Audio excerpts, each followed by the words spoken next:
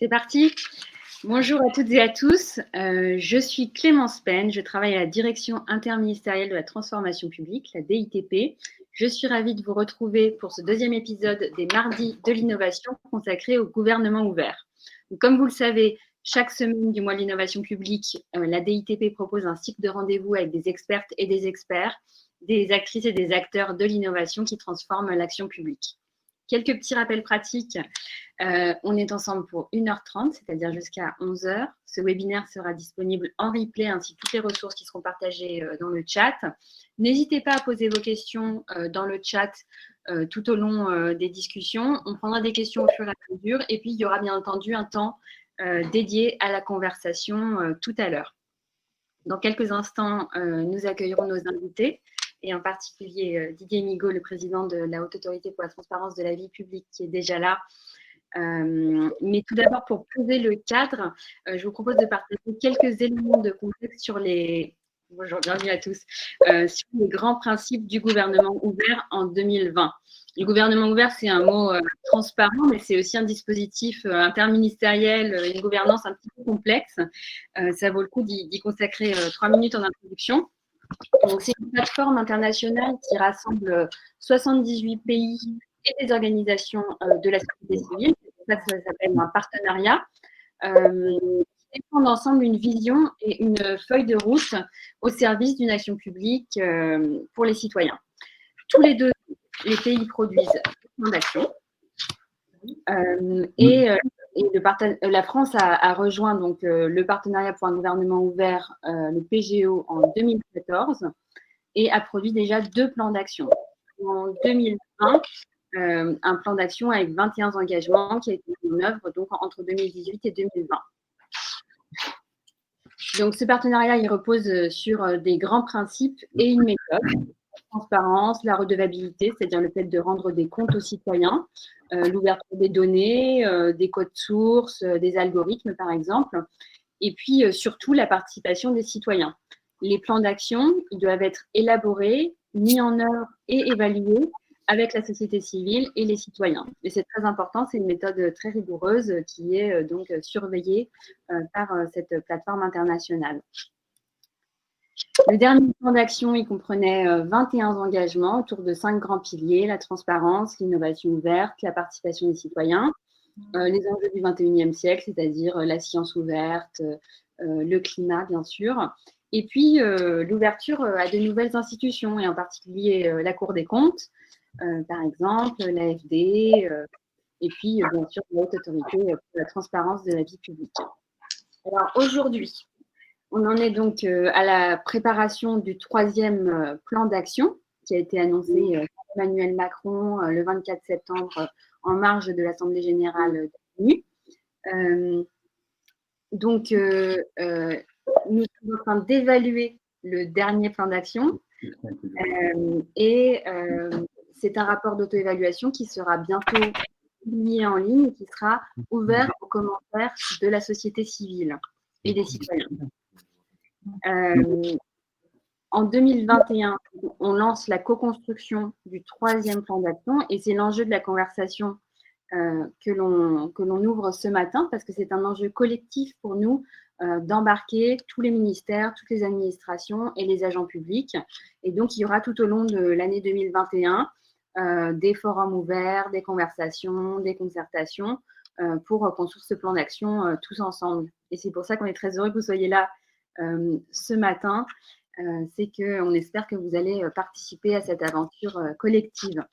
Et comme ça peut encore paraître un petit peu abstrait, je vous propose juste quelques petits exemples du dernier plan d'action. Alors, par exemple, l'engagement numéro 1, il portait sur le fait de renforcer la transparence et la qualité des services publics. Et concrètement, plusieurs initiatives ont été mises en œuvre. Par exemple, Vox Usager, qui met en contact les usagers et les agents des services publics pour évaluer la qualité de services publics. Et le site résultatspublics.fr qui évalue également la qualité des services publics. Je vous invite à aller le visiter pour vérifier la qualité des services publics à côté de chez vous. L'engagement numéro 5 qui visait à accélérer l'application de l'open data. Il a eu des résultats en termes évidemment d'ouverture de toutes sortes de jeux de données cruciaux, mais aussi des enjeux de gouvernance, puisqu'il a résulté dans la désignation d'administrateurs ministériels de la donnée dans la plus grande majorité des ministères. Et puis, il y a également donc un guide pour accompagner l'ouverture de vos données que vous pouvez consulter sur etalab.gouv. Dernier exemple, l'engagement numéro 15 pour outiller les administrations, pour associer les citoyens à la décision publique. Et là, je vous invite à aller visiter le site du Centre interministériel de la participation citoyenne, qui est désormais hébergé à la DITP et qui vise donc à outiller toutes les administrations pour les aider à mener leurs projets de concertation. J'espère que c'est un petit peu moins abstrait pour vous maintenant. Et donc, les questions qu'on se pose après ce très rapide bilan, c'est quel gouvernement ouvert en 2021 pour un troisième plan d'action qui peut être peut-être celui de la maturité. Comment on fait pour renouveler l'exercice en associant les citoyens et la société civile? Et puis aussi, enjeux d'actualité, comment est-ce qu'on intègre les enjeux de la crise sanitaire dans notre vision du gouvernement ouvert? Et pour commencer à y répondre, nous sommes très, très heureux et honorés d'accueillir Didier Migaud, le président de la Haute Autorité pour la transparence de la vie publique. Monsieur Migaud, je vous laisse la parole. Merci beaucoup. Bonjour à toutes et à tous. Je suis heureux également et honoré de participer aujourd'hui à cet événement consacré au gouvernement ouvert en tant que président de la Haute Autorité pour la transparence de la vie publique. Je tiens à remercier la direction interministérielle de la transformation publique de cette initiative. Le partenariat pour un gouvernement ouvert est en effet, à mon sens, une initiative, une organisation essentielle à la promotion d'une gouvernance responsable et inclusive. Il est donc toujours très utile de pouvoir échanger à ce sujet et d'identifier collectivement les actions qui permettraient de répondre encore davantage à ces exigences que vous venez de rappeler. Déjà, en tant que premier président de la Cour des comptes, et vous avez cité la Cour des comptes, je vous en remercie, j'avais eu le plaisir d'œuvrer activement en faveur d'une action publique plus transparente et collaborative. Cela m'avait donné d'ailleurs l'occasion de rencontrer à plusieurs reprises Henri Verdier dans ses anciennes fonctions et dans lesquelles j'avais pu apprécier son dynamisme et la qualité de son travail et je suis heureux de le saluer. Dans le cadre de mes fonctions précédentes, j'avais souhaité que la Cour des comptes fasse partie effectivement des engagements de la France présentés au partenariat pour un gouvernement ouvert. Dès 2014, un mouvement d'ouverture des données des juridictions financières a été lancé. Plusieurs centaines de jeux de données ont été rendus publics, si bien que peu à peu, l'open data s'est véritablement inscrit dans les pratiques des juridictions. La Cour des comptes a progressivement mis les approches numériques et la data science au service de l'action publique. Elle a d'ailleurs rendu plusieurs rapports qui rendent compte de cette volonté. La Cour des comptes a en outre mené divers projets destinés à améliorer son fonctionnement interne et associer parties prenantes et citoyens à ses travaux. Elle a ainsi misé sur des formats de travail collaboratifs pour valoriser les données financières publiques en organisant des data sessions ou bien des hackathons, seuls ou en partenariat. Elle a ouvert les codes sources de certains outils internes. Elle a également diversifié et augmenté le volume des données ouvertes au fil des années. Par ailleurs, la Cour a eu le souci d'expérimenter de nouveaux modes d'information et de consultation des citoyens et elle a notamment mené un projet d'étude des données du grand débat national pour alimenter et approfondir les nouveaux chantiers de transformation qui alors avaient été lancés au sein des juridictions financières. Alors, ce processus d'innovation permanent a finalement permis à la Cour des comptes de répondre, au moins pour partie, aux enjeux soulevés par la transformation numérique. Il a aussi permis à la Cour de faire vivre l'article 15 de la Déclaration des droits de l'homme et du citoyen, celui-là même qui précise que la société a le droit de demander compte à tout agent public de son administration. L'ouverture des données permet effectivement à toutes celles et ceux qui le souhaitent de connaître, de comprendre les données à partir desquels les juridictions financières travaillent et de les utiliser aussi pour leur propre compte. Alors, je poursuis ces engagements aujourd'hui en tant que président de la Haute Autorité. La transparence, la probité publique, l'ouverture des données sont inscrits dans l'ADN même de cette institution, et c'était aussi une préoccupation de mon prédécesseur. Aussi, il était naturel qu'elle soit partie prenante des plans d'action nationaux successifs menés par la France dans le cadre du partenariat pour un gouvernement ouvert. Dans le prolongement de son action depuis sa création en 2014, la Haute Autorité a pris ces 2 dernières années des engagements forts destinés à renforcer d'une part un accès facilité aux informations publiques relatives aux élus et responsables publics et à assurer d'autre part une plus grande transparence des activités de représentants d'intérêt. La publication en open data des données contenues dans les déclarations des responsables publics et du répertoire des représentants d'intérêt est un enjeu important qui résulte directement des lois de 2013 sur la transparence de la vie publique. Dans un contexte où les exigences de transparence, de redevabilité sont fortes, l'ouverture de données relatives aux intérêts des responsables publics et aux actions des représentants d'intérêt ouvre la voie au développement d'outils innovants permettant par le croisement avec d'autres jeux de données de disposer d'une vision plus fine des intérêts des responsables publics et de leur écosystème ainsi que de la façon dont se fait la décision publique. Et cette démarche d'ouverture des données renforce l'articulation entre le contrôle institutionnel et l'éveil citoyen, augmentant ainsi le niveau de prévention et de détection des infractions. Et les journalistes peuvent ainsi mener notamment un travail d'analyse et d'enquête à partir de ces données. Aussi, la Haute Autorité met à disposition du public dans des formats facilement exploitables, en tout cas nous l'espérons, et sous licence ouverte, les déclarations que les responsables publics sont tenus de lui adresser et qu'elle publie sur son site Internet.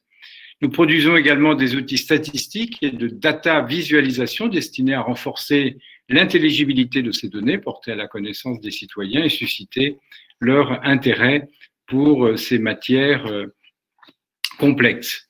En 2019, la Haute Autorité a publié en open data sur son site près de 2400 déclarations de responsables publics. Et pour répondre encore davantage aux exigences démocratiques de transparence, la Haute Autorité recommande de publier sur son site les déclarations de patrimoine des députés, des sénateurs et des eurodéputés, ce qui n'est pas prévu aujourd'hui par la loi. Ces déclarations ne sont effectivement consultables qu'en préfecture. Par ailleurs, au-delà de la publication des déclarations d'intérêt qui permettent de pouvoir informer les citoyennes et les citoyens des liens d'intérêt et des activités de leurs élus locaux dans le but de prévenir toute situation de conflit d'intérêts, la Haute Autorité permettra également aux citoyens d'identifier clairement les responsables publics en défaut de déclaration. De même, nous réfléchissons à la possibilité pour les citoyens de consulter les avis rendus par la Haute Autorité relatifs aux mobilités des fonctionnaires et agents publics entre les secteurs publics et privés, dans un souci de transparence, certes, mais aussi de diffusion de principes déontologiques. Et ces avis devraient permettre aussi de mieux saisir ce que peut être la doctrine de la Haute Autorité en la matière. Concernant le répertoire des représentants d'intérêt, accessible sur le site Internet de la Haute Autorité, son code source est désormais public et l'ensemble des données qu'il contient sont accessibles dans des formats accordant une grande latitude de réutilisation. Ainsi, des membres de la société civile ont pu d'ores et déjà s'en saisir, comme par exemple Transparency International.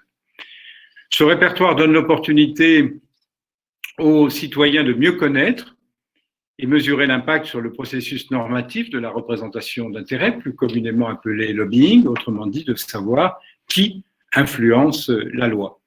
C'est pourquoi la Haute Autorité s'attache à publier chaque année un bilan des déclarations d'intérêt et d'activité des représentants d'intérêt qui mettent en évidence les chiffres clés et les grandes tendances du répertoire, le profil aussi des représentants d'intérêt et des responsables publics avec lesquels ils entrent en contact, leurs actions de lobbying ou encore les moyens qu'ils consacrent à la représentation d'intérêt. Et elle encourage également par étapes la publicité en open data des rencontres des responsables publics avec les représentants d'intérêt. La Haute Autorité poursuit en outre sa collaboration avec la société civile et le monde universitaire. Elle a notamment souhaité mener une réflexion collective sur les critères de mise à disposition et les leviers d'enrichissement des données du répertoire. En effet, les institutions publiques ne sont plus les seuls juges de l'intérêt des données qu'elles produisent et des perspectives de réutilisation qui leur sont associées.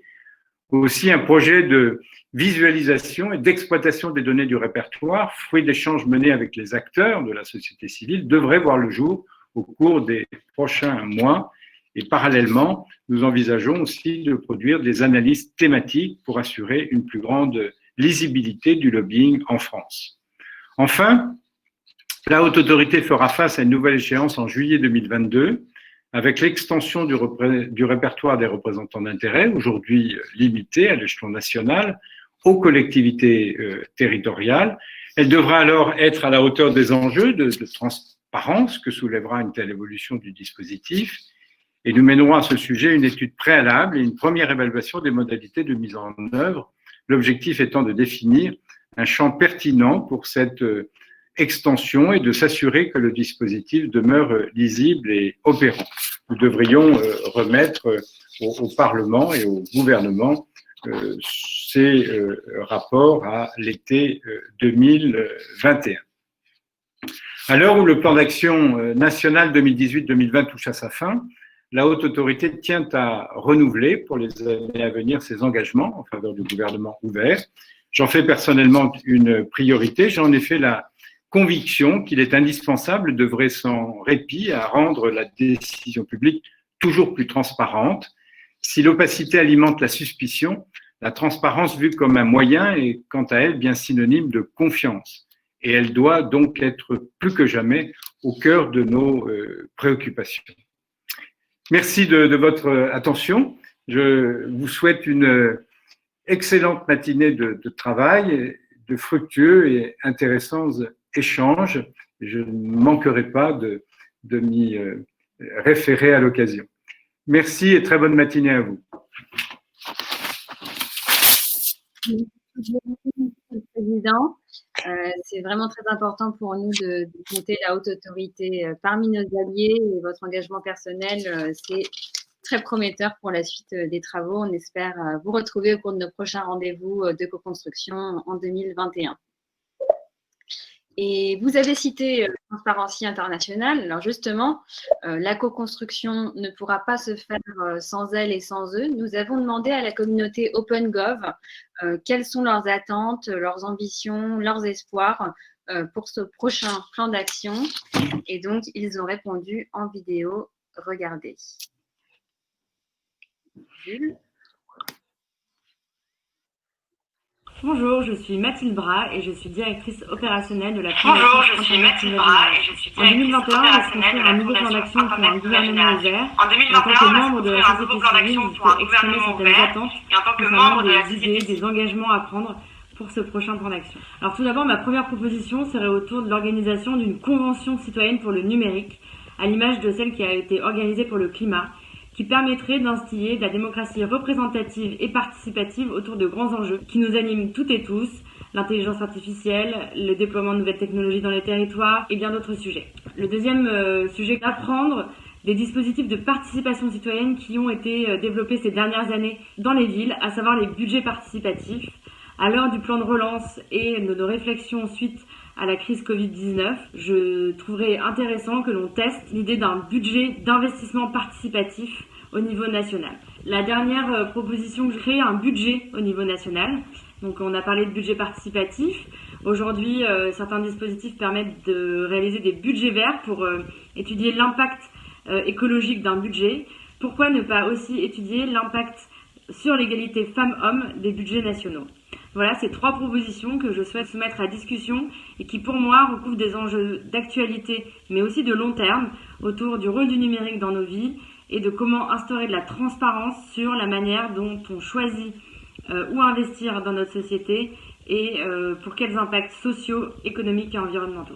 Bonjour à tous, je suis Kevin Gernier, je travaille pour l'ONG Transparency International France et je souhaite mettre en avant aujourd'hui une bonne pratique innovante que l'on défend. Il s'agit de la publication par des responsables publics, qu'ils soient élus mais aussi hauts fonctionnaires ou membres de cabinets ministériels, de la publication sous forme d'un agenda ouvert de leur rencontre avec des lobbyistes. Nous, on est persuadés qu'avant de prendre une décision publique, il faut consulter les parties prenantes. Donc ça implique nécessairement de rencontrer des lobbyistes, mais on est aussi persuadés que ce dialogue il doit être transparent pour éviter une opacité qui peut nourrir des faits de corruption, mais également pour éviter une opacité qui peut permettre une influence démesurée de certains lobbies par rapport à d'autres points de vue divergents. Heureusement, il y a de plus en plus d'élus qui commencent à publier sous forme d'agenda ouvert leur rencontre avec des lobbyistes. C'est timide, mais avec un peu plus de volontarisme politique, on peut le développer. Mais il est aussi nécessaire que l'on améliore les outils techniques qui permettent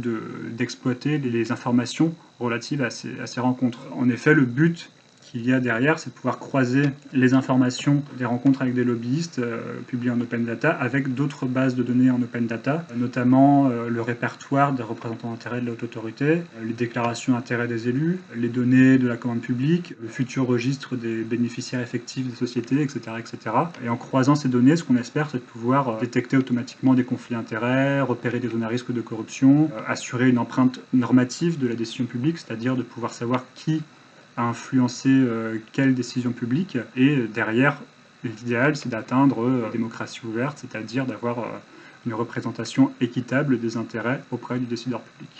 Bonjour, je suis Paula Forteza, députée des Français de l'Amérique latine et des Caraïbes. Je suis très heureuse que le sujet du gouvernement ouvert revienne à l'agenda en France en ce moment. Nous avions eu l'occasion d'y travailler il y a quelques années avec un grand sommet international en 2016 pour lequel le mot d'ordre était Reboot Democracy, renouveler la démocratie. Je pense vraiment que ce mot d'ordre, cette consigne est encore d'actualité aujourd'hui et que c'est là-dessus qu'il faudra construire les prochaines actions pour un gouvernement ouvert en France. Quelques pistes d'action, je pense qu'on pourra travailler sur le Parlement ouvert, l'Open Parliament, avec une plus grande transparence et association des citoyens à la fabrique de la loi, en étant plus transparent sur nos dépenses, sur les rendez-vous qu'on peut avoir avec des lobbies, sur la traçabilité de notre activité législative et en multipliant les consultations et l'initiative citoyenne à travers par exemple une niche citoyenne qu'on pourrait mettre à l'ordre du jour à l'Assemblée. Bonjour, Samuel Goetta, chercheur associé à Sciences Po Ex. Je suis cofondateur de Datactivist, une société coopérative qui travaille sur l'ouverture des données, et je suis aussi membre fondateur de l'association Open Knowledge France. Les sujets qui me tiennent à cœur, ça va être la transparence et l'ouverture des données publiques. Et à titre de ces engagements, je suis content que la France revienne dans le jeu du gouvernement ouvert. Pour le prochain plan d'action, je pense que ce serait bien que pour l'ensemble des engagements, la société civile soit consultée dans la conception et la mise en œuvre des engagements, ce qui suppose à mon avis moins d'engagements, mais des engagements plus ambitieux. Alors il y a un sujet qui nous tient à cœur chez Datactivist et qui me tient aussi à cœur pour mes recherches, c'est celui de l'ouverture des données de la commande publique, et j'espère qu'il y aura des engagements plus nombreux dans le prochain plan d'action. En gros, l'ambition que je souhaiterais qu'on ait dans le prochain plan d'action, c'est qu'on puisse suivre les marchés de leur planification jusqu'à leur exécution. Ça répond à plein de demandes. Alors évidemment, il y a des demandes en termes de transparence de la part d'organisations de la société civile comme Anticor, Transparency. Il y a aussi des chercheurs, alors Canard Enchaîné, Mediapart, vous imaginez bien tous les gens qui travaillent sur ces sujets-là, mais pas que uniquement sur des sujets de transparence. Il y a plusieurs entreprises qui commencent maintenant à utiliser ces données de la commande publique pour aider des petites entreprises à rentrer dans ces marchés-là et éviter que ce soit uniquement les grosses entreprises qui profitent de la manne de la commande publique. Il y a Octopus Mine, Numa, je pourrais en citer plein. Et aussi, c'est un sujet qui nous intéresse au titre de la recherche. Avec l'Université d'Avignon, on travaille sur un projet qui s'appelle DECOMAP, qui signifie détection de la corruption dans les marchés publics. L'idée, c'est d'aller utiliser ces données-là pour détecter des potentiels cas de corruption. Il y a des cas d'usage qui sont très très nombreux autour des données de la commande publique, et donc j'espère que dans le prochain plan d'action, il y aura des engagements très ambitieux dans ce domaine-là, et je serai prêt pour aider à la conception et à la mise en œuvre de ces engagements.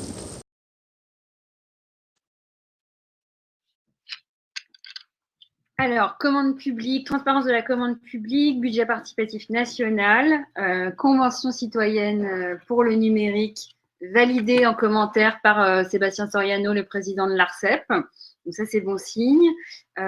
Ouvrir sur le genre, lancer une niche initiative citoyenne à l'Assemblée nationale. Beaucoup de bonnes idées. Henri Verdier, vous pouvez nous rejoindre sur scène. Bonjour. Bonjour, j'espère que vous êtes heureux de retrouver la communauté OpenGov. Ah, c'est un grand plaisir, oui. Je regarde le chat, là, je vois beaucoup d'amis. Vous avez été administrateur général des données, directeur interministériel du numérique et des systèmes d'information de la communication de l'État. Vous avez œuvré activement en faveur du gouvernement ouvert dans ses fonctions, comme l'a rappelé Didier Migaud tout à l'heure. Vous êtes aujourd'hui ambassadeur pour le numérique. Merci beaucoup de venir réfléchir avec nous ce matin sur le prochain plan d'action. Alors, j'ai quelques questions pour vous. Tout d'abord, l'actualité. Comment est-ce que la crise sanitaire nous oblige à repenser les enjeux du gouvernement ouvert ? Oui, j'ai écouté déjà la première demi-heure. Je voulais juste dire que tout ce que j'entends, c'est beaucoup d'énergie, ce qui fait plaisir, et ça peut sembler encore légèrement abstrait. J'avais juste envie de rappeler que ce mouvement du gouvernement ouvert, au fond, il est assez simple. On se disait parfois, quand j'étais chez Etalab, que c'était les droits de l'homme après la révolution Internet. C'est-à-dire qu'aujourd'hui, il est possible de penser l'intelligence collective, de faire droit à chacun de ses propres droits, d'avoir une transparence effective, une contribution effective du citoyen à la chose publique. Et puisque c'est possible, il faut le faire. Je voulais juste dire aussi que on voit bien que ce mouvement, il est né à un moment où les utopies, ou en tout cas les idéaux d'Internet, cette idée qu'avec la transparence, la concertation, la contribution, le code ouvert, le jugement par les pairs, on pouvait changer le monde, ce qu'a fait Internet quand même. Et donc ce mouvement, il est né à ce moment-là. On sent un petit souffle des années Obama, et c'est vrai qu'en ce moment, des nuages se sont amoncelés. On parle plus de contenu terroriste, de paroles de haine, de grands monopoles qui dominent le numérique, de ces choses-là. Et pourtant, il ne faudrait pas que notre réaction aux menaces qui existent dans le numérique fasse jeter le bébé avec l'eau du bain. L'utopie initiale, elle est toujours fondée. Et la preuve, c'est que les problèmes dont on vient de parler, ils en profitent très bien parce qu'ils savent utiliser le numérique. Donc le mouvement Open Government, et moi je ne fais pas trop attention aux étiquettes, c'est aussi de se dire, est-ce que le citoyen, est-ce que la puissance publique sont capables de prendre à leur compte ces méthodes, ces valeurs, ces principes, pour faire de l'intérêt général. Et puisque tu me poses la question sur le Covid, moi, il y a deux choses qui m'ont frappé dans cette crise et qui ont un rapport direct avec le gouvernement ouvert. La première, c'est que, quoi qu'on en dise, et même si nous avons réagi à cette crise avec courage, avec abnégation et avec un certain succès, puisque le point de rupture, en tout cas, il n'a pas été atteint. Les Français ont été soignés. Il y a eu des lits de réanimation. Mais on voit bien que la société française dans son ensemble n'était pas OpenGov et qu'on n'a pas cherché à activer ou à accueillir la puissance de création de la société civile.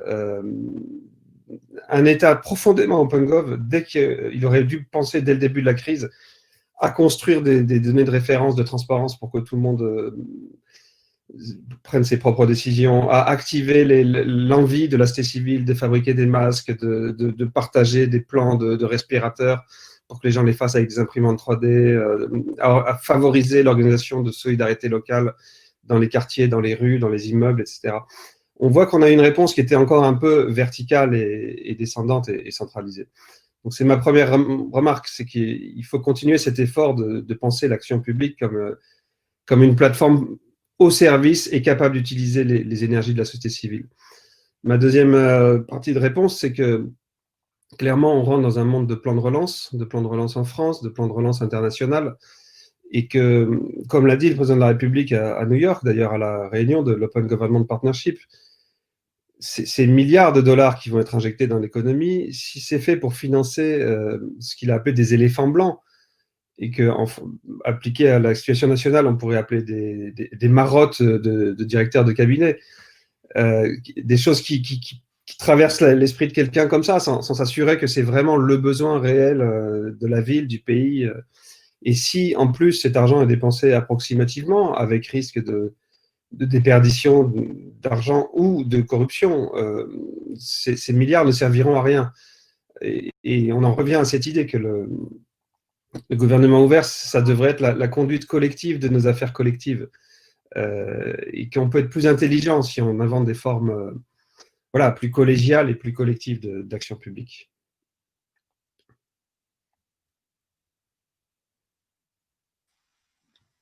Merci beaucoup. Alors, une question pour l'ambassadeur. Comme vous l'avez dit, c'est vrai que ça paraît encore peut-être un peu abstrait et c'est un dispositif international. En quoi est-ce qu'un dispositif international et des échanges avec nos pairs et des inspirations d'autres pays peuvent vraiment bénéficier à la France et à des enjeux très franco-français, surtout dans ce contexte de crise économique?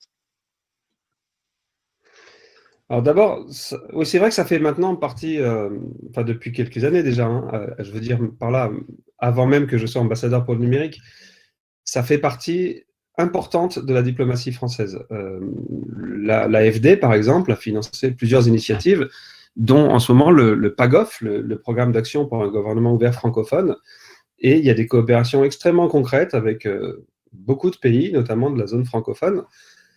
Et le mouvement du gouvernement ouvert, il nous permet à la fois d'exporter, disons, un nouveau discours sur les droits de l'homme, puisque ça nous permet de parler moins des grands principes et plus de solutions concrètes, de coopération concrète, etc. Et souvent, en parlant aussi en partageant du code source, en partageant de la ressource. C'est-à-dire qu'il y a un certain nombre de pays dont le portail d'Open Data, c'est UData, le code source de datagouv.fr, où moi je mettrais ça dans le gouvernement ouvert aussi.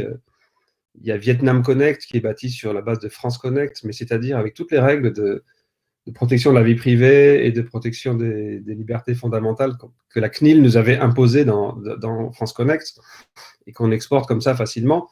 Donc il y a un effort grand de la France et ça bénéficie à la diplomatie française puisque ça nous donne une forme d'utilité et peut-être un peu de prestige.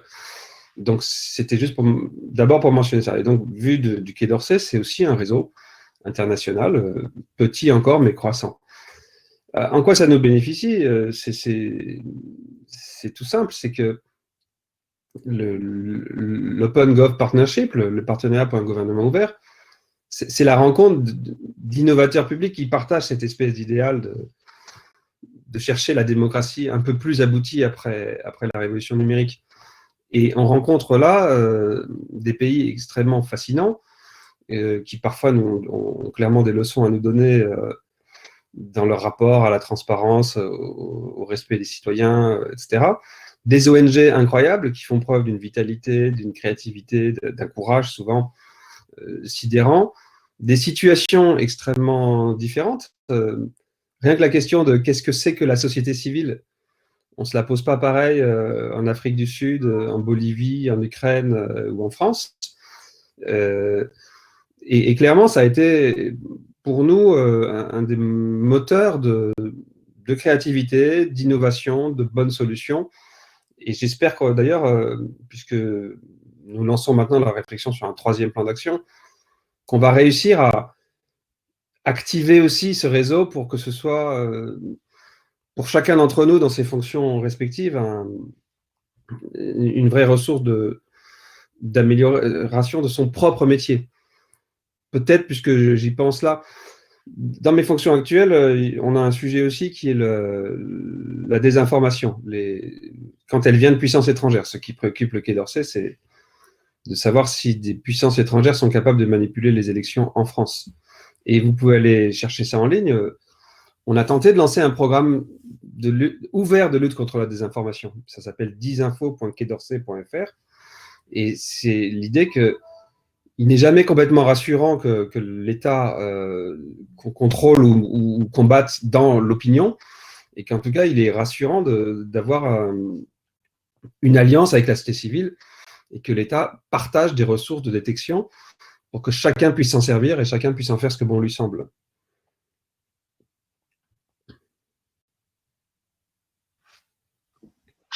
Merci beaucoup.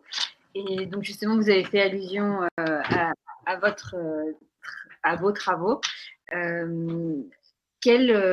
Pour votre 3e plan d'action, vous avez sûrement vous aussi envie de renouveler un peu les thématiques. C'est quoi les nouveaux sujets que vous avez envie de porter, sur lesquels la France devra se concentrer dans le prochain plan d'action? Oui, c'est vrai qu'on on commence à avoir déjà une petite histoire de la France, du gouvernement ouvert en France. Probablement dans le premier plan d'action. Alors évidemment, c'est des plans qui sont faits. Je réponds d'ailleurs à une des questions que j'ai vues sur le chat. Les administrations qui maintenant seront réunies par Clémence Penn cherchent et proposent des améliorations de leur fonctionnement. C'est débattu avec la société civile. Ça repasse en rime. Comme ensuite c'est évalué par des experts indépendants, l'État est toujours un peu inquiet de savoir s'il surannonce pas, parce qu'il n'a pas envie qu'on lui dise 2 ans plus tard qu'il n'a pas tenu son plan. Donc, il y a tout un processus. À l'issue de ce processus, probablement le premier plan d'action, il était très transparence et avec beaucoup d'open data, mais pas seulement, avec déjà la haute autorité. Le deuxième plan d'action, il me semble qu'il a, peut-être parce que c'était ces années-là aussi, il a mis un peu plus de e-government, d'infrastructures critiques, de plateformes ouvertes. Et il est peut-être parti dans une direction un peu tech. Cette année, j'entends beaucoup parler de concertation, ce qui est bien, dans la mesure où ça ne serait pas juste une consultation marketing pour la façade, bien sûr. Moi, je pense que quand même, la finalité la plus profonde, ça devrait être la contribution, c'est-à-dire la capacité de chacun de contribuer à l'intérêt général, à la fois parce qu'on a besoin de toutes ces énergies et de toutes ces compétences, et à la fois parce que finalement, le pouvoir de faire, c'est ça la plus grande liberté du citoyen et la plus grande liberté de l'humain. C'est pouvoir être utile, pouvoir faire des choses qui ont du sens, pouvoir sentir qu'on a fait des choses qui ont du sens. Et donc, j'espère qu'on trouvera des initiatives. Je viens d'en parler à l'instant, dans l'exemple que nous, on porte en ce moment au Quai d'Orsay, sur la disinformation. Et je vais vous en donner un deuxième d'ailleurs. On doit faire face à cette question de savoir s'il y a des services secrets qui sont en train de manipuler les élections.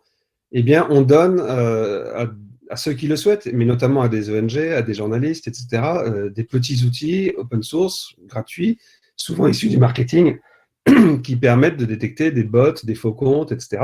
Et on partage cette connaissance-là dans la société civile.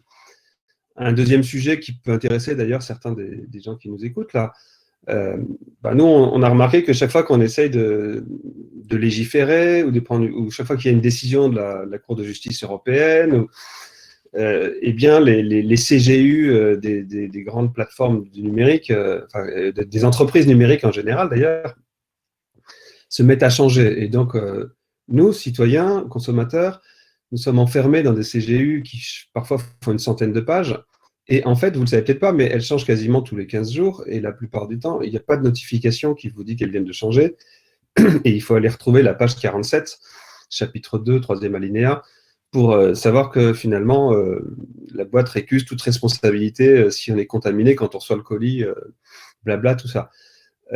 C'est une manière irrespectueuse et inquiétante d'organiser les relations avec ses consommateurs. Et donc, on est en train de lancer un autre projet qui s'appelle « Sur les conditions générales d'utilisation ». On les aspire, on mesure les diffs et on republie l'évolution dans le temps des conditions générales d'utilisation. C'est pareil, on en a fait un outil open source. L'ARCEP, puisque Sébastien est là, la CNIL et le CSA ont déjà manifesté leur intérêt pour se servir à leur tour de cet outil. Ça devient une sorte de communauté, chacun va pouvoir partager les changements qu'il a détectés et ce qu'il en déduit comme analyse.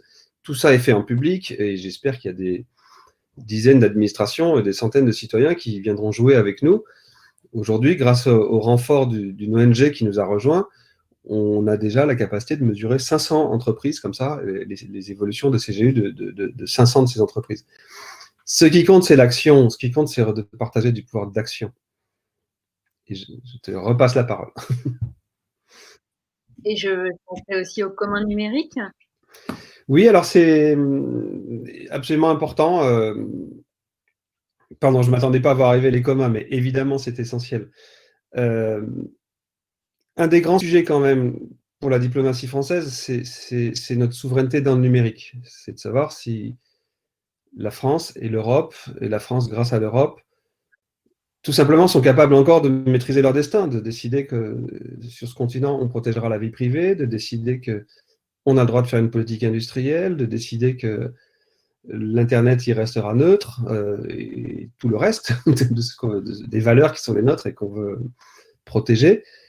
Et en ce moment, Jean-Yves Le Drian a commencé un travail considérable pour essayer de convaincre d'autres pays européens que ce sujet n'est pas un gros mot, que ni souveraineté numérique ne sont des gros mots. Et il y aura une présidence française de l'Union européenne qui commencera dans un peu plus d'un an, et on espère en faire un des axes principaux de la présidence française de l'Union européenne. Et c'est vrai que ces communs qui sont importants à bien des égards et qui commençaient déjà d'ailleurs à traverser certains plans de l'OpenGov, nous essayons de montrer que c'est aussi un ressort de souveraineté.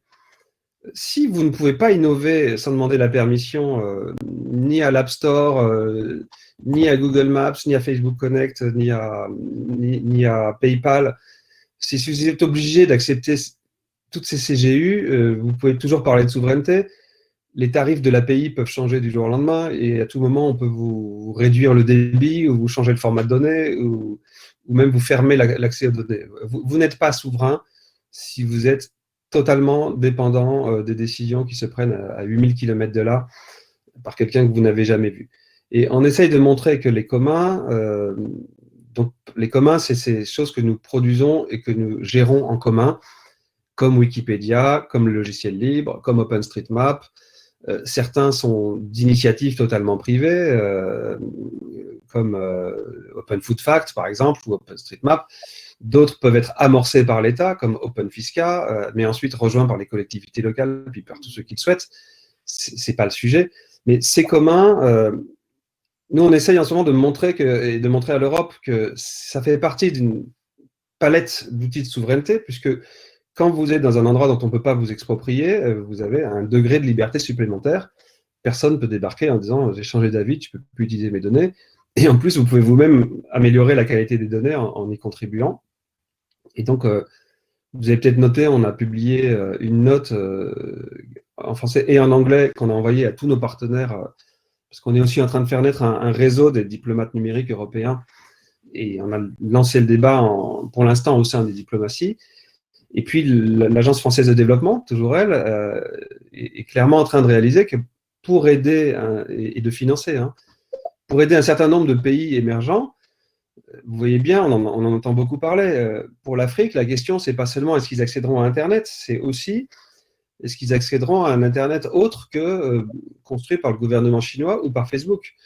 Et est-ce que leur Internet, il sera neutre, libre, ouvert, sûr et clairement, en soutenant des communs, en finançant des communs, des choses très concrètes, un cadastre, des données aussi simples et essentielles que ça.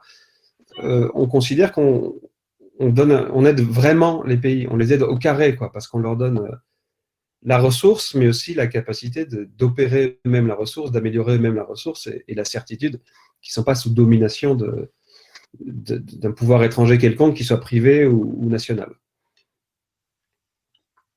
Et merci beaucoup à la FING qui partage vos travaux en parallèle dans le chat.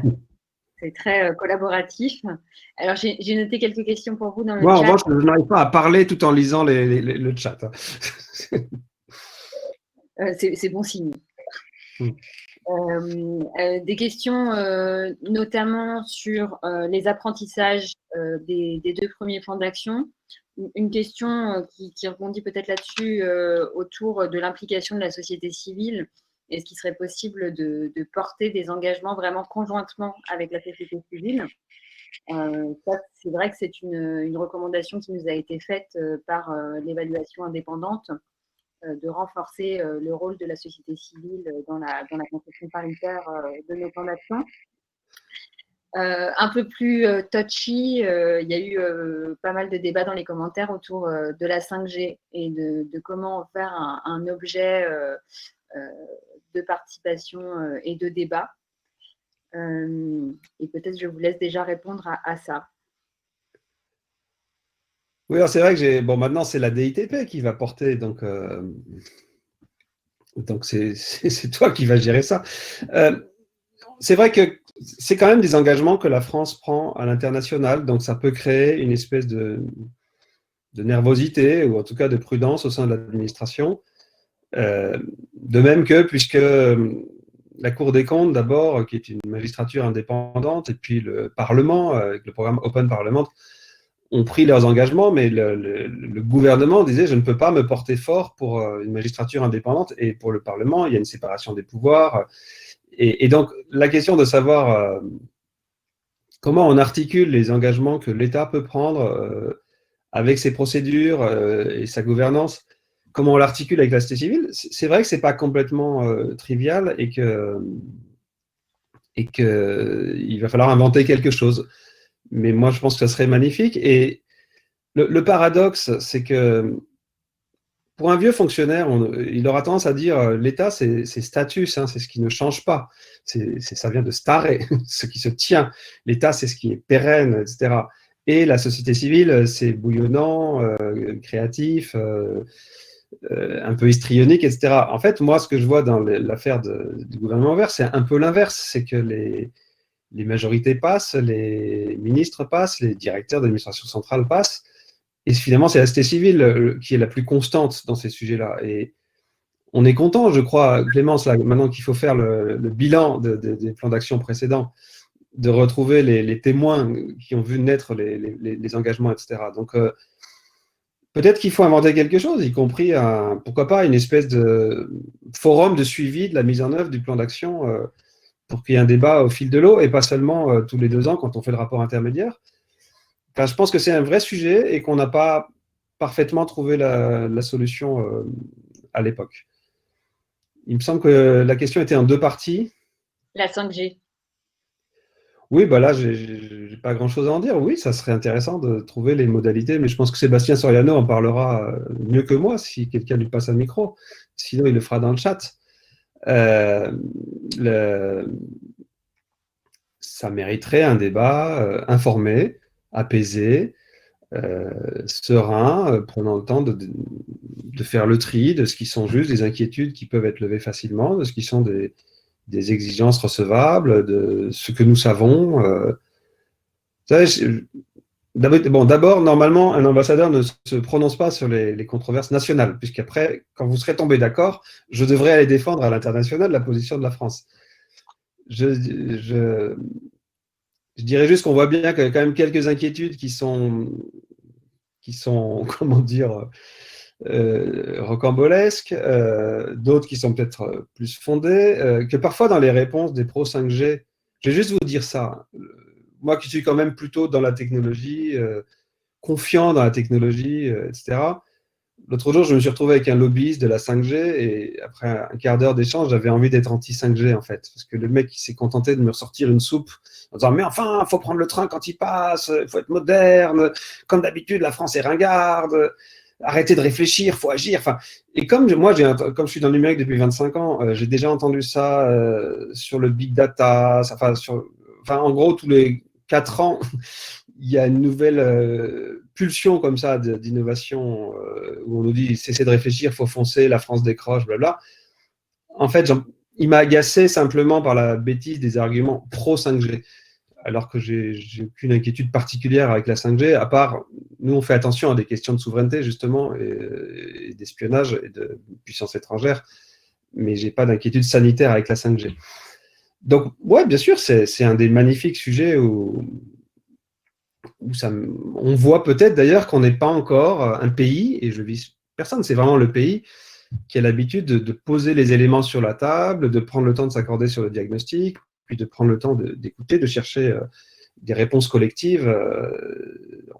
Voilà, historiquement, la France, elle préfère laisser s'accumuler les malentendus, puis gérer ça par une bonne révolution une fois tous les 50 ans. Il est peut-être temps d'apprendre quelque chose d'un peu plus adulte, quoi. Alors, Frédéric, bien reçu votre remarque sur France Connect, mais comme on vient déjà d'obliger Henri à répondre sur une question 5G qui ne le concerne pas, je vais plutôt transmettre votre remarque à la direction interministérielle du numérique. Une autre question de Philippe-Henri Méchet sur la souveraineté numérique. Il a le sentiment que l'Union européenne commence à comprendre que la souveraineté numérique est un point clé. Est-ce que vous aussi, vous sentez un changement de dynamique là-dessus? Oui, bien sûr. J'ai fait une courte allusion dans mon introduction. Pour moi, le cadre dans lequel il faut réfléchir, il faut reprendre le truc grand angle. N'oublions pas quand même, et peut-être nous, communauté OpenGov, soyons un peu vocaux, et n'oublions pas de rappeler que Internet, qui au fond naît dans le monde académique, naît avec des valeurs de transparence, de coopération, de décentralisation, et mine de rien, ça change le monde en bien, parce qu'on parle tellement des problèmes maintenant qu'on oublie que l'accès à la culture, l'accès à l'éducation, l'accès à la santé, la capacité de produire, de créer, de diffuser ses idées, ses créations, etc., sont sans commune mesure avec ce qu'on avait il y a 30 ans. C'est juste incroyable. Et aujourd'hui, on a un réseau décentralisé dans lequel il y a déjà la moitié des humains, et ça continue à croître. Il y a 3 milliards d'humains sur Internet, c'est juste incroyable. Donc, on a eu cette vague, et ça a prouvé que les valeurs de décentralisation, de coopération, de contribution transparente, etc., sont quand même carrément efficaces, quoi. Et on a vu s'accumuler un certain nombre de problèmes. Moi, je dis qu'il y a 3 formes de problèmes différents. Il y a d'abord des usages criminels ou belliqueux, ou donc des usages malveillants. Donc ça peut être la cyberguerre, ça peut être bien sûr la cybercriminalité. Aujourd'hui, les ransomware, ça fait froid dans le dos, hein. C'est déjà plusieurs dizaines de milliards de dollars par an de rançon, et ça double tous les ans. Ça commence à avoir des impacts macroéconomiques. Donc, détournement criminel, externalité négative, cette libération d'une certaine parole de haine, des inquiétudes pour l'environnement, etc. Et puis, une sorte d'hubris, moi je le dis comme ça, de certaines grandes entreprises qui disent si c'était moi qui gérais je peux faire mieux que les nations et que les cités comme cadre général des rapports sociaux, je vais battre monnaie, gérer l'identité numérique, blablabla. Bla, bla. Face à tout ça, les États commencent à s'inquiéter. Les États se disent mais est-ce que j'aurai toujours le droit de prendre les décisions qui me concernent, en fait? Et là aussi, les gens du numérique, on sait que code is law, et que parfois la manière dont est designée l'infrastructure contraint lourdement vos capacités réelles, par exemple à garantir la vie privée, ou à garantir l'accès de tous à des ressources essentielles à la création, ou à la culture. Ça se joue dans les infrastructures, pas dans le code pénal, quoi. Et donc, les États commencent à dire il faut que je construise ma souveraineté. Ce qui génère une deuxième inquiétude, c'est que les États, les infrastructures transnationales créées par la contribution de tous, comme dans les communs, sur une base de décentralisation et de transparence, c'est pas vraiment leur tasse de thé historiquement. Et donc, il y a aussi l'inquiétude que le retour des États pète Internet, casse Internet. Et aujourd'hui, par exemple, la fragmentation d'Internet, c'est un des sujets aussi qui nous préoccupe beaucoup. On est quand même à quelques encablures de se réveiller dans un monde où il y aura un Internet chinois, un Internet russe, un Internet africain, un Internet européen et un Internet américain. On n'en est pas loin, en fait. À la fois dans les couches profondes, parce que, par exemple, à l'Union internationale des télécoms, aujourd'hui, la société Huawei a proposé un nouveau protocole TCP/IP qui est, je cite, bien plus rassurant parce qu'il est beaucoup plus centralisé, beaucoup plus stable et beaucoup plus facile à contrôler. Fin de citation. Et à la fois dans les couches hautes, puisqu'aujourd'hui, on voit que les États gèrent leurs conflits en interdisant TikTok pour des centaines de millions d'utilisateurs. Enfin, donc, à plein d'égards, on est menacé par la fragmentation. Et donc, je reviens à cette histoire de souveraineté. Oui, la prise de conscience est là, mais la vraie question, c'est de penser la souveraineté des grandes démocraties que nous sommes en Europe. Et c'est de ne pas penser une souveraineté qui serait une domination du numérique, ça serait juste notre souveraineté dans le numérique. C'est ni l'hégémonie stratégique, comme se le proposent certaines grandes puissances à l'ouest de l'Europe, ni une sorte d'isolationnisme où on dit bah, c'est pas grave, je vais faire mon Internet à moi, comme on l'imagine à l'est de l'Europe. C'est l'autonomie stratégique, c'est juste, voilà, je veille à ce que j'ai à tout moment le choix. Et donc c'est une souveraineté qui est celle que cherche l'Europe, qui est plus proche de la capacité d'action. Et c'est pour ça que les communs peuvent y jouer un grand rôle, parce que nous, on ne dit pas il faut que tout le monde passe sous 5G européenne ou il faut que tout le monde passe dans un réseau social européen. On dit juste, voilà, par exemple, chez nous, on a très tôt mis la data portabilité comme une sécurité pour les citoyens, c'est-à-dire avoir le choix. Et si un opérateur leur déplaît ou exagère, eh ben, ils peuvent changer d'opérateur et partir avec leurs données. Voilà, je crois qu'il y a la recherche en Europe d'une souveraineté bienveillante, et ce qu'elle a d'intéressant, c'est qu'elle est non rivale, c'est-à-dire on n'a pas besoin de dire ma souveraineté se fait au détriment de la tienne, et c'est pour ça qu'on l'exporte assez facilement en fait, et qu'on peut exporter, notamment dans les pays francophones, une vision et même des ressources pour faire de l'open data, de l'open gov, des infrastructures essentielles, comme penser à partir des communs, et ça va être très important aussi peut-être de partager dans le monde tel qu'il se dessine, dans un monde où quand même il y a des espèces il y a quand même une petite régression, il y a quand même une certaine régression de la démocratie en ce moment dans la conversation internationale. Et l'idée de dire que ma liberté ne se fait pas forcément au détriment de celle des autres, c'est important que l'Europe sache rappeler ça. Ouais, je trouve que c'est un très beau mot de la fin, mais pas tout à fait de la fin. Si vous voulez bien, je vous propose de rester avec nous pendant qu'on accueille Armelle Lecause. Et on a une question justement de Mathilde Bras de la FIM. Quel rôle pour les collectivités territoriales dans l'OpenGov? C'est justement une des questions qu'on veut poser à Armelle. Alors, bienvenue Armelle. Merci beaucoup de nous rejoindre. Vous êtes designer, président de Démocratie Ouverte. Et vous aussi, un fervent défenseur de la participation citoyenne et du gouvernement ouvert. Le fil rouge de ce mois de l'innovation publique, ce sont les territoires et l'innovation dans les territoires. Et vous êtes venu nous raconter l'aventure que vous avez menée en Occitanie avec la déclinaison d'une convention citoyenne à l'échelle d'une région. Est-ce que vous pouvez nous parler de la méthode? Super, merci Clémence, bonjour à tous, bonjour Henri.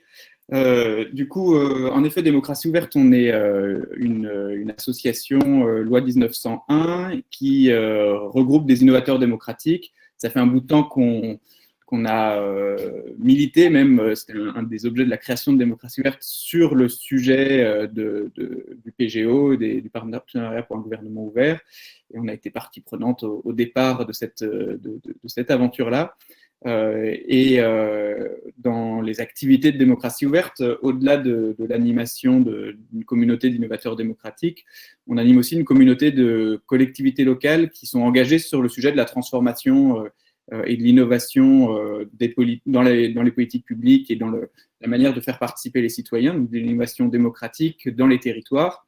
Et c'est notamment dans ce cadre-là qu'on a été partie prenante d'une expérimentation avec la région Occitanie sur le sujet de la démocratie délibérative et de la démocratie directe. Et donc, ce qu'on a testé avec cette région Occitanie, c'est la construction en fait d'une convention citoyenne avec le principe de tirer au sort des citoyens pour atteindre une forme de représentativité, non pas statistique, mais d'une représentativité de la diversité de la population du territoire de la région. Donc c'est quand même 13 départements, c'est à peu près 6 millions d'habitants, donc c'est quand même un territoire assez large.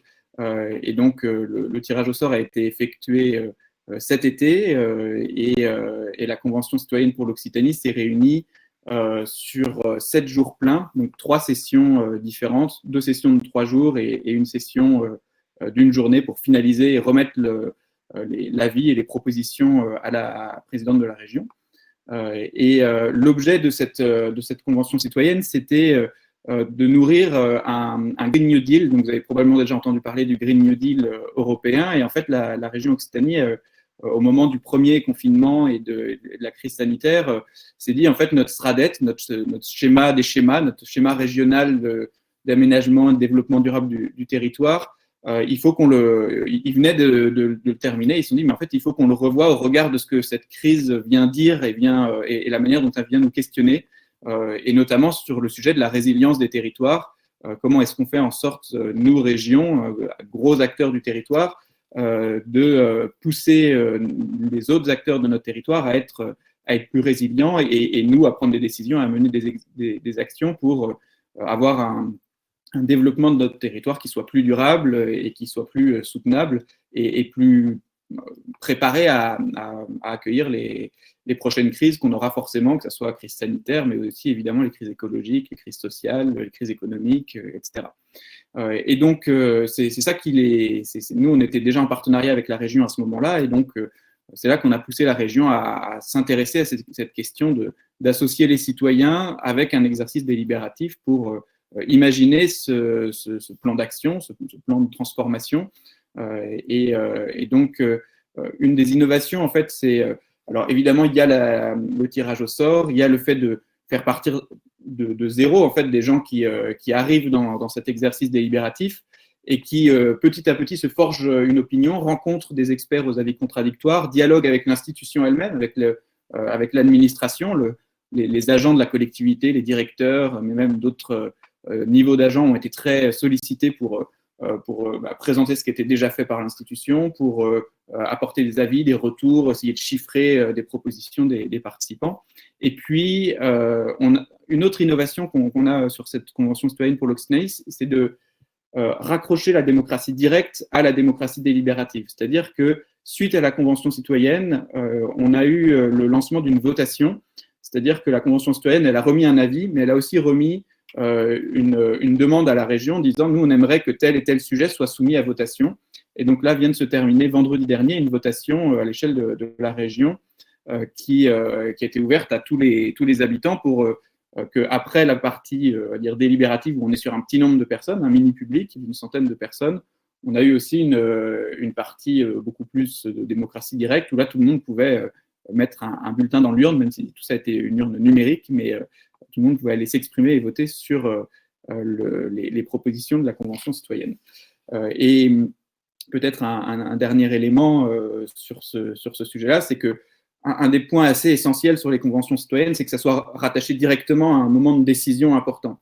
Donc on l'a vu sur la Convention citoyenne pour le climat, nous on avait beaucoup poussé à ce qu'il y ait un lien direct qui soit fait avec le référendum et avec un engagement du président de la République à reprendre sans filtre les propositions de la Convention.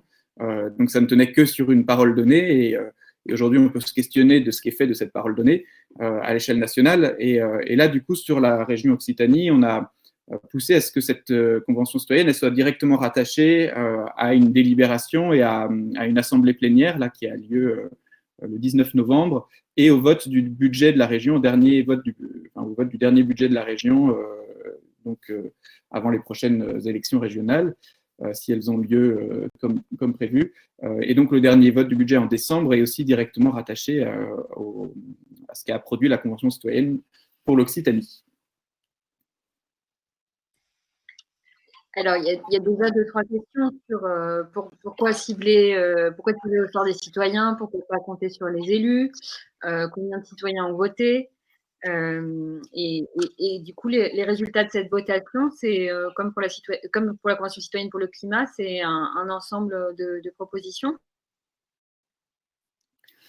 Alors, sur la première question concernant le tirage au sort et pourquoi ne pas faire confiance aux élus, en fait, c'est pas parce qu'on tire au sort des citoyens qu'on fait pas confiance aux élus. Et donc, là, on est vraiment sur une autre forme de légitimité qu'on vient non pas on vient pas remplacer la légitimité de l'élection par la légitimité du tirage au sort, parce que la décision finale, elle va être prise par l'assemblée plénière, donc l'assemblée de citoyens élus, d'élus. Et là, on est vraiment sur un exercice qui vient rajouter de la légitimité, parce qu'il ne vous aura pas échappé qu'il y a quand même une remise en cause profonde du fonctionnement de notre démocratie aujourd'hui.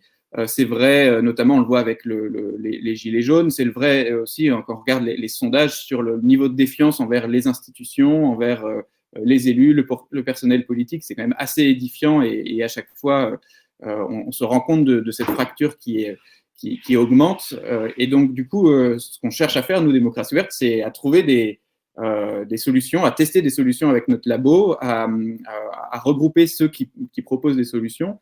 Et donc, le tirage au sort en est une, pas le tirage au sort n'importe quand et n'importe comment. Là, on est vraiment sur un exercice assez cadré de démocratie délibérative où on vient tirer au sort un nombre de citoyens. Est-ce que ça vient apporter le tirage au sort? C'est qu'on a une représentativité, on va dire, des vécus qui est beaucoup plus importante, parce qu'évidemment, pour être élu, conseiller régional, parlementaire, etc., il faut passer par tout un parcours qui fait qu'on se retrouve dans les assemblées avec beaucoup moins de femmes que d'hommes, avec beaucoup moins de catégories socio-professionnelles qui n'ont pas de diplôme, par exemple, que de diplômés, etc., etc. Et donc là, on a à l'inverse, avec le tirage au sort, une forme de photographie miniature du territoire.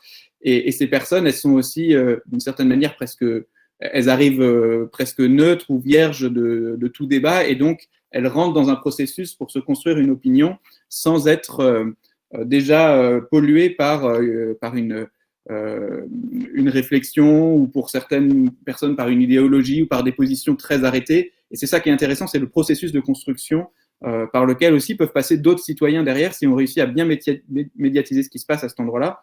Ça permet derrière d'avoir aussi d'autres citoyens qui suivent le processus et qui se forgent une opinion aussi au fur et à mesure du processus.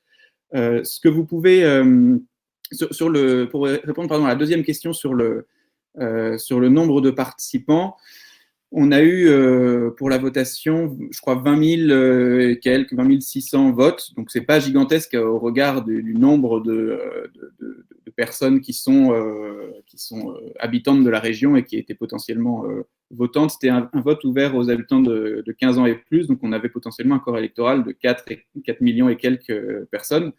Et donc, il y a encore des vrais efforts à faire et de communication, même de réussir à impliquer des médias dans ces aventures-là pour qu'ils racontent ce qui se passe.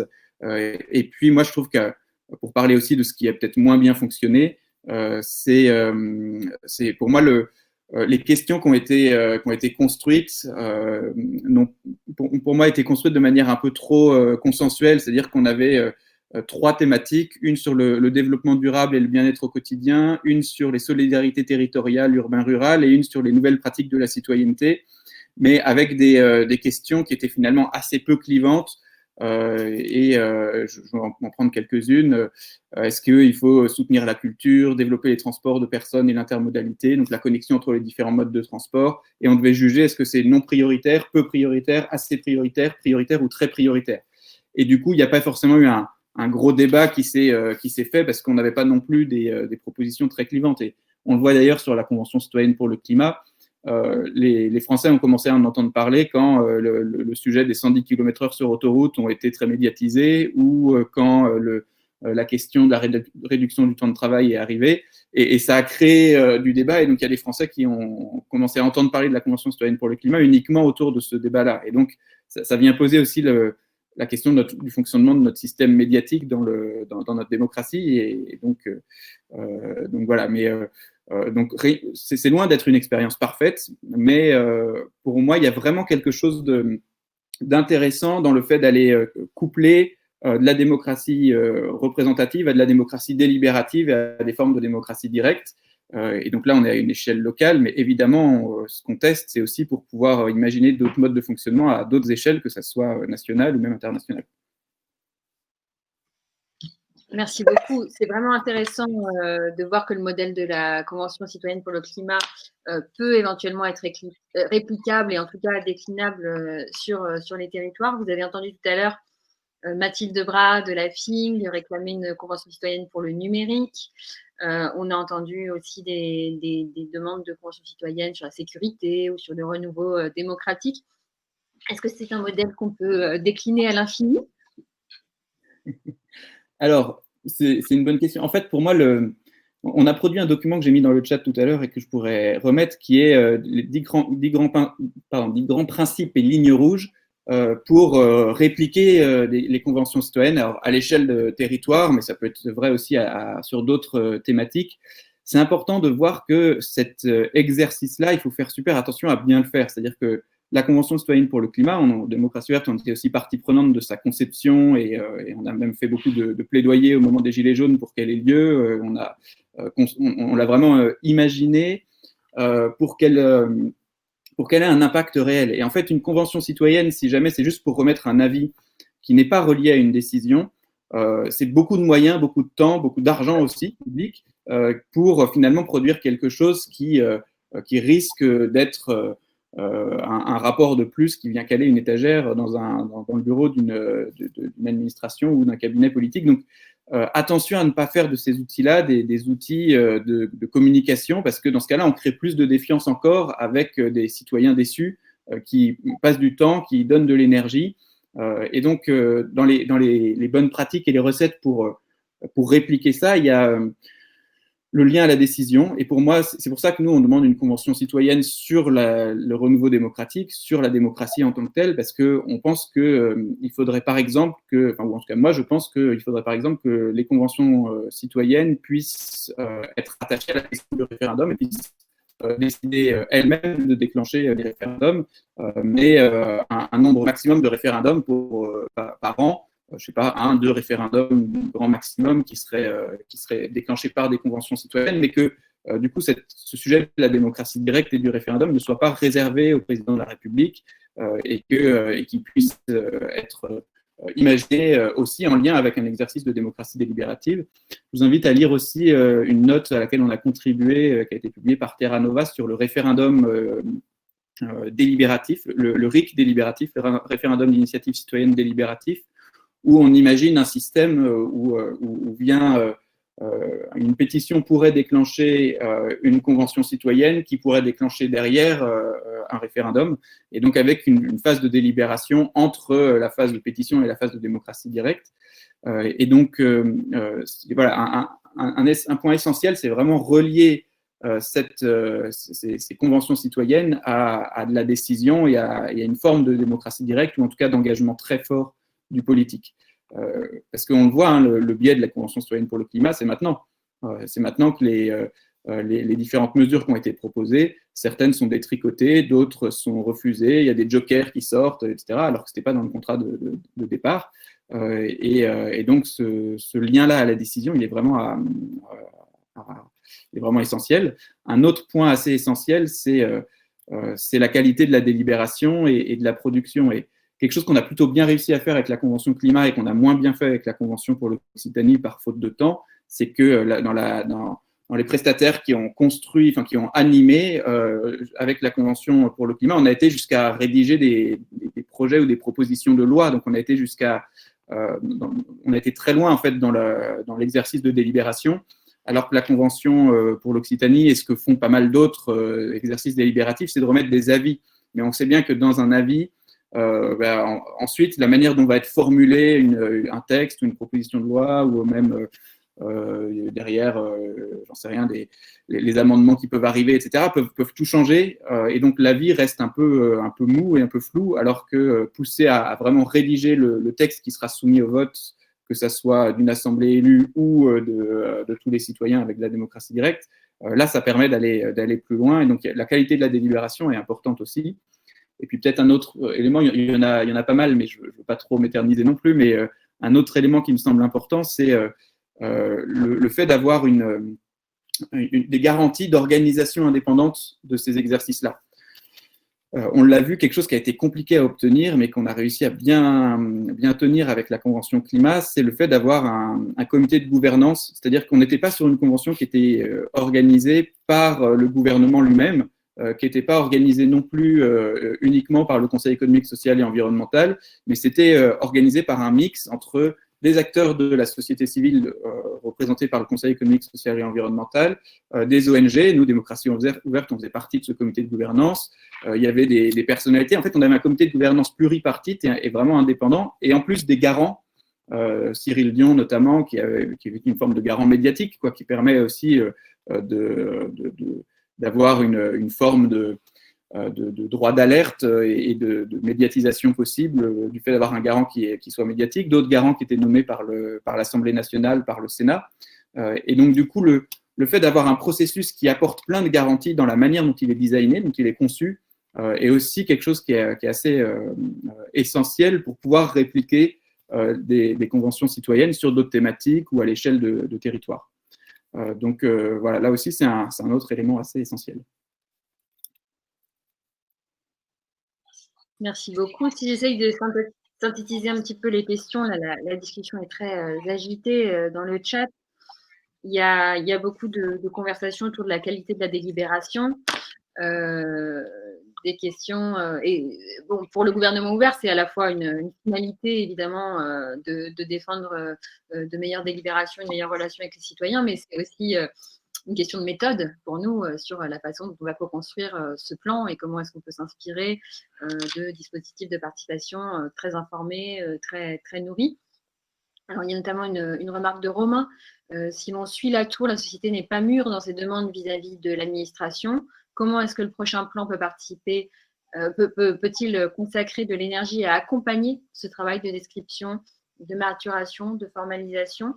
On sait effectivement, on a beaucoup discuté dans l'épisode des mardis de l'innovation précédent, avec le rapport au territoire et l'écoute et l'observation de l'expression des citoyens. Question de Jean-Baptiste sur est-ce qu'il faut considérer la participation citoyenne comme un travail rémunéré qui nécessiterait un apprentissage? Question de Renaud, qui touche peut-être un peu au projet de désinformation de Henri Verdier, comment réussir à instaurer un débat entre des personnes disposant de sources d'informations différentes et d'informations fondamentalement irréconciliables, comme on a pu le voir aux États-Unis. Henri, je ne sais pas si vous avez une méthode contre la polarisation. Donc ça, c'est le premier axe autour des questions de délibération, de décision et de la co-construction de la décision. Et Eric, n'hésitez pas à intervenir aussi. Vas-y, Armel. Ce qui est super intéressant, moi je trouve, avec ces exercices délibératifs, c'est que on vient un peu renverser la manière dont on va construire une décision ou même la mise en œuvre d'une politique publique, dans le sens où le fait d'avoir un panel de citoyens tirés au sort et que ce panel de citoyens n'a pas forcément une opinion initiale, même si évidemment ils sont différents et donc du coup ils ont des avis qui peuvent être là, mais en fait, ça répond super bien à la question du lobbying et de comment est-ce qu'on évite d'avoir un lobbying qui vient se faire de manière opaque dans les couloirs, etc. Là, on assume en fait que, comme on a des personnes qui n'ont pas d'opinion, il faut qu'ils se forgent une opinion. Et pour se forger cette opinion, il faut qu'ils rencontrent et qu'ils auditionnent et qu'ils se débattent à partir d'avis contradictoires.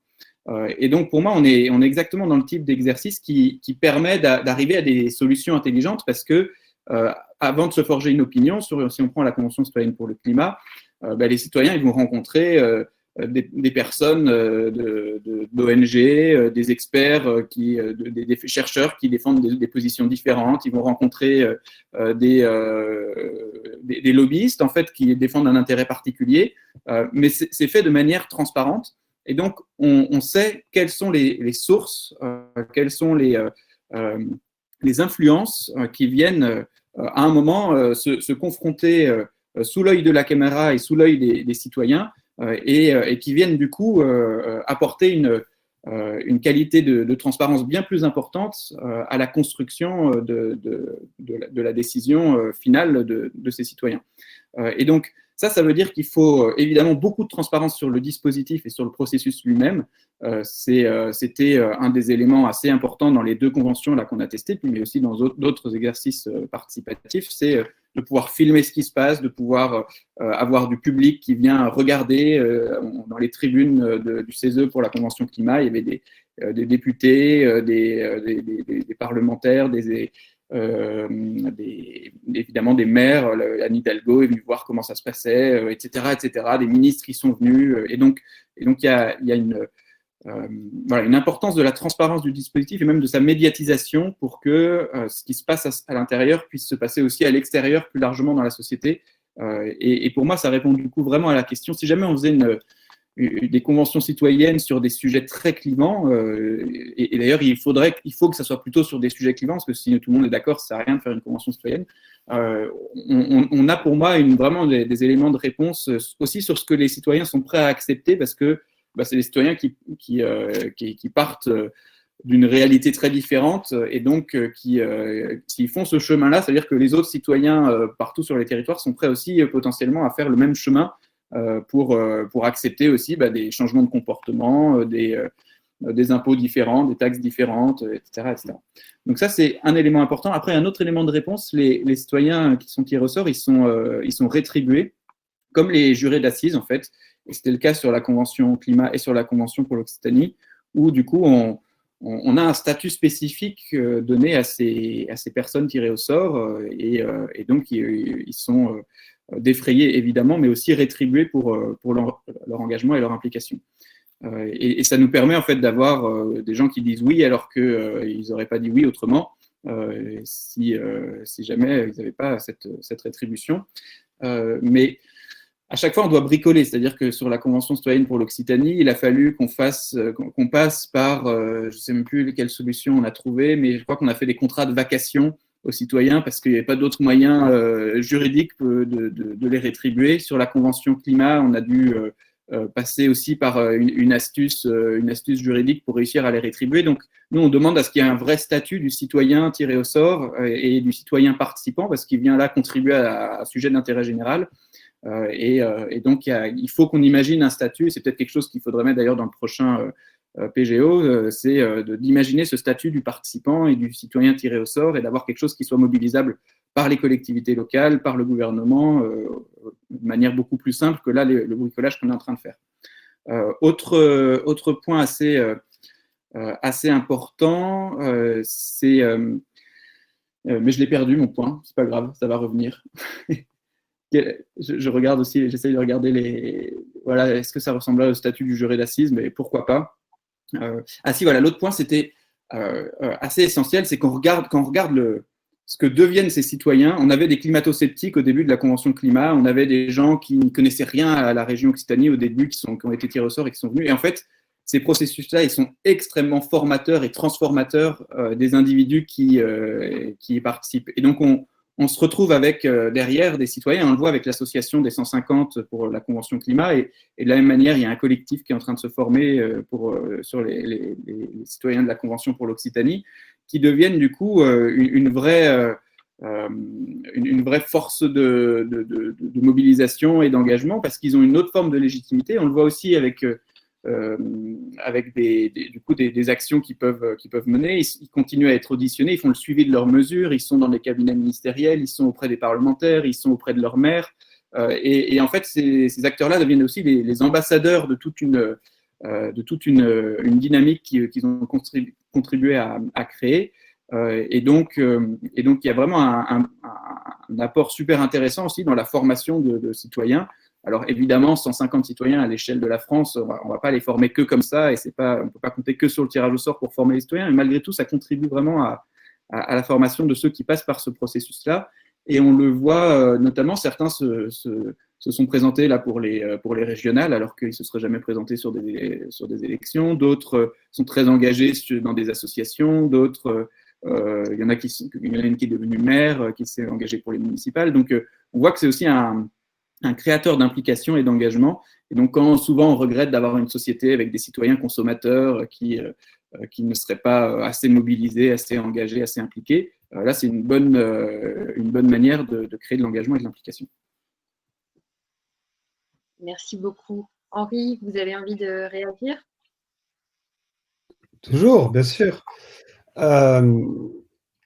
J'ai pas trois remarques. La première, je suis d'accord avec tout ce que vient de dire Armel. Et d'ailleurs, à la question, mais est-ce qu'on a formé assez de citoyens? Nous, on avait la même. Il y a eu un moment où Etalab faisait quasiment un hackathon par semaine. Et on nous disait, c'est bien joli tout ça, mais il y a des millions de Français et vous interagissez qu'avec une faible fraction. Il ne faut jamais sous-estimer l'impact que ça a aussi sur l'administration qui s'ouvre, sur celle qui accepte d'écouter cette parole et à quel point ça la change profondément. C'est-à-dire c'est vraiment un processus qui fait changer les deux parties. Et pour ça, on n'a pas besoin d'avoir tous les citoyens dans la salle pour que les gens apprennent à écouter les citoyens. C'était ma première remarque. Ma deuxième remarque, c'est qu'en revanche, et j'insiste, et je vois que Romain Bauchet a fait quelques commentaires dans le chat, la concertation, l'intelligence collective, c'est super important. Mais dans ce pays, on a une petite tendance à croire que gouverner, c'est décider et que la politique, c'est prendre des décisions. Non, c'est faire. Et la libération de la puissance d'agir, le partage de ressources pour l'action, la diffusion du pouvoir profondément dans la société, c'est aussi un volet super important de l'OpenGov. Parce que tout est dans l'exécution en vérité, et aujourd'hui, et singulièrement dans la chose publique. Donc c'était ma deuxième remarque. Et peut-être une troisième remarque,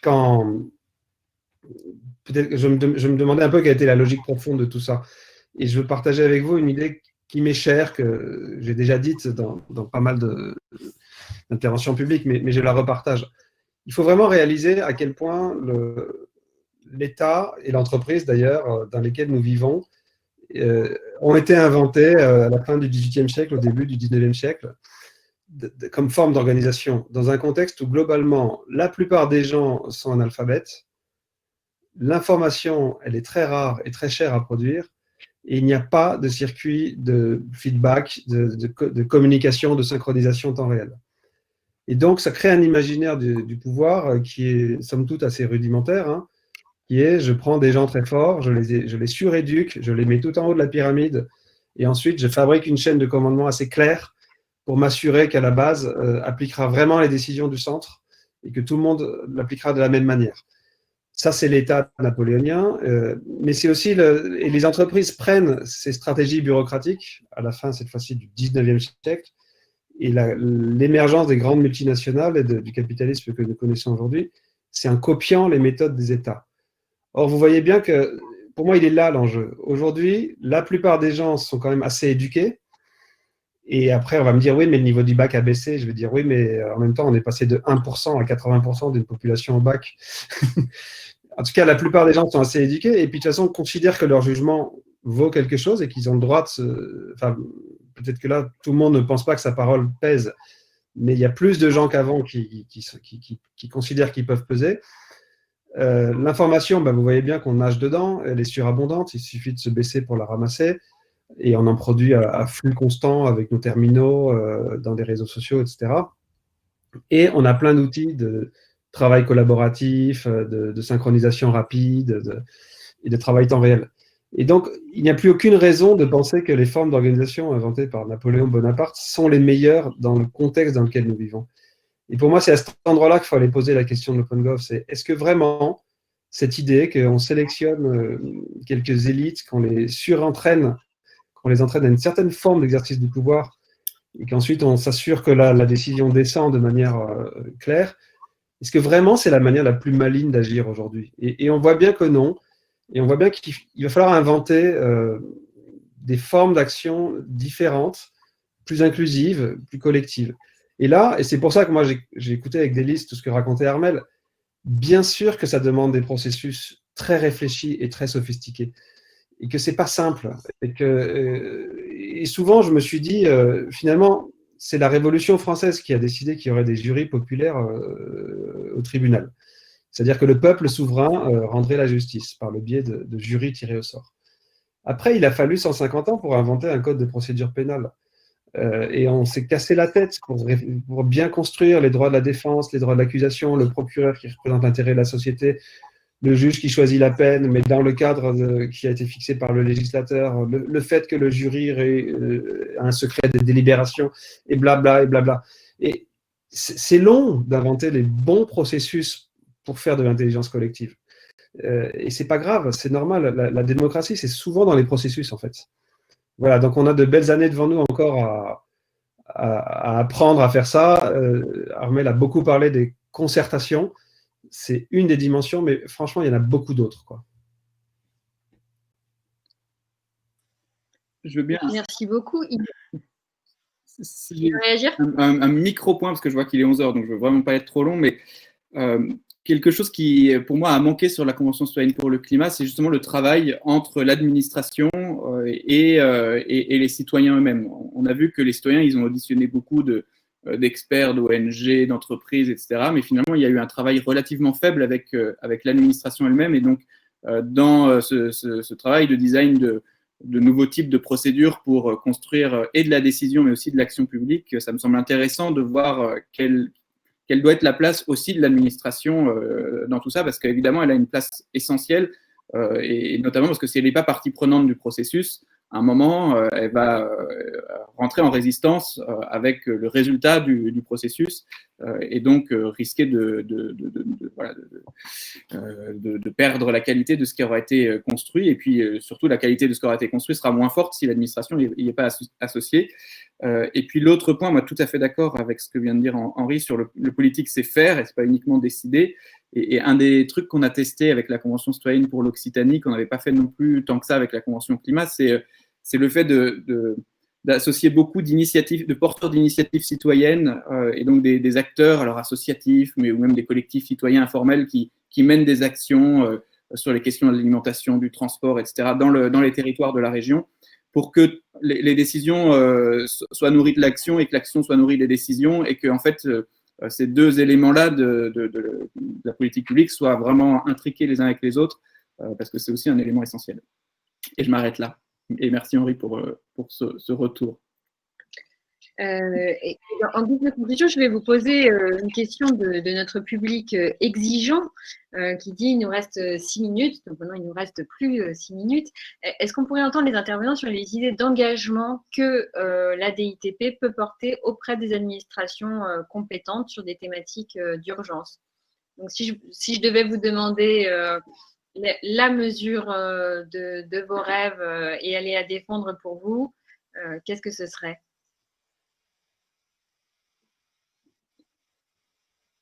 Moi, en fait, ouais, ça serait le fait d'organiser une convention citoyenne sur la question justement du renouveau démocratique et de la transformation de nos institutions. Mais c'est un peu révolutionnaire parce que ça vient presque réclamer une constituante ou quelque chose comme ça, parce qu'évidemment, il va falloir changer notre constitution pour avoir des institutions qui fonctionnent mieux et différemment. Et donc, voilà, mais c'est essentiel aujourd'hui. Donc, du coup, voilà, c'est ça, moi, la mesure phare. Après, on a plein d'idées de plein d'autres mesures, et donc on va contribuer à la construction du prochain PGO sur des choses qui seront peut-être un peu plus réalistes et réalisables à court terme, mais qui en sont aussi importantes.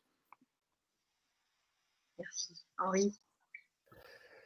Il y en a plein, mais peut-être, puisqu'on est encore en confinement et sans doute pour un certain temps, je trouve qu'on n'a vraiment pas assez tenté de partager avec la société civile les capacités d'auto-organisation.